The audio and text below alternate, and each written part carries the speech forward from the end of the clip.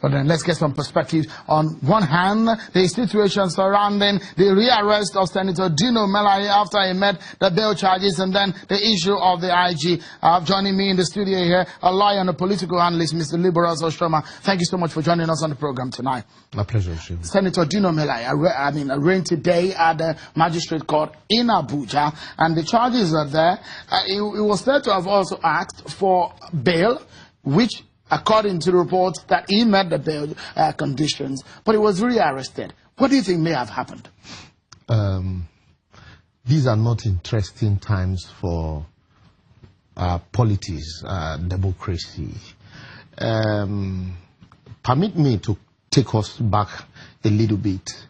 When the National Assembly in 2010 or so, 2010 to 2011, introduced the doctrine of necessity, little did they know that, someday some people are going to throw it up whether it applied or not.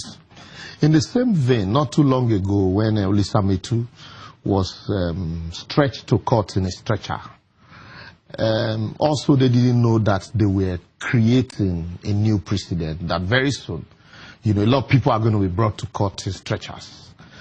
And so, the precedent we set today, someday will come turn around to haunt us. And what is happening now what is happening to Senator Dino Melaye happens to a lot of ordinary Nigerians every day.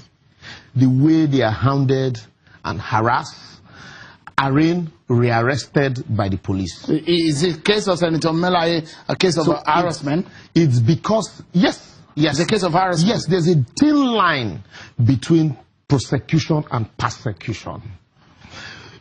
If against the backdrop of all the stories that had played out, Senator Sani was very lucky.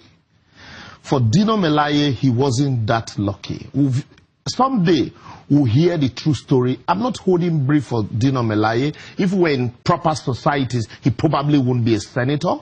But there is more to what you see than meet the eyes.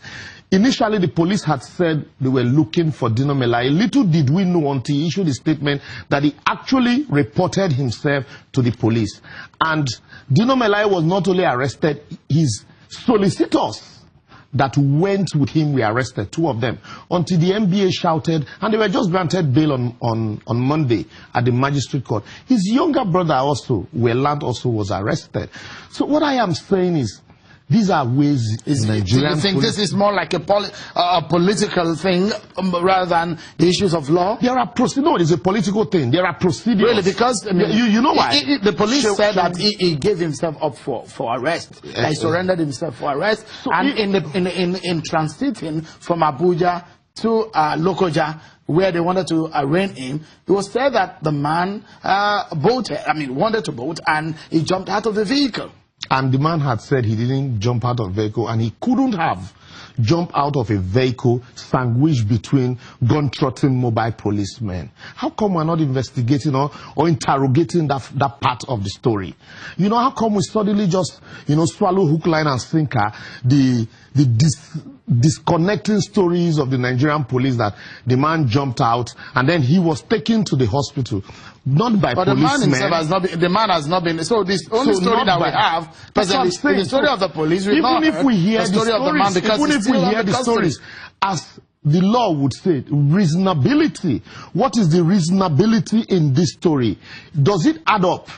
Your sandwich between gun-trotting mobile police, fiercely looking, and then you jumped out of the moving vehicle, the police, and then you were alleged to have been injured, the police didn't rearrest you, and then innocent people brought you to the hospital, and you were in the hospital, the police now came. Initially, the story was that it happened along Lokoja Road. Then later, they were told that it happened at Area 1, a very busy Area 1 in Abuja.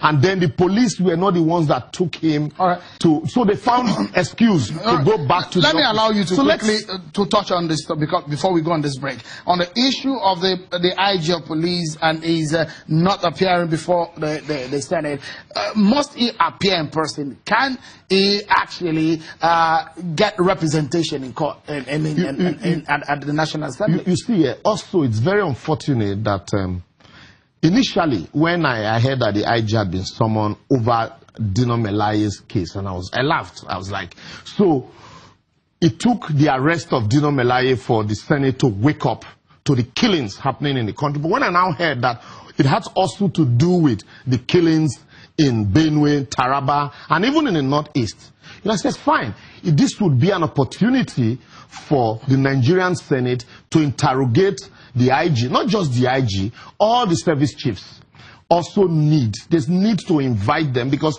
Nigerians are dying in droves.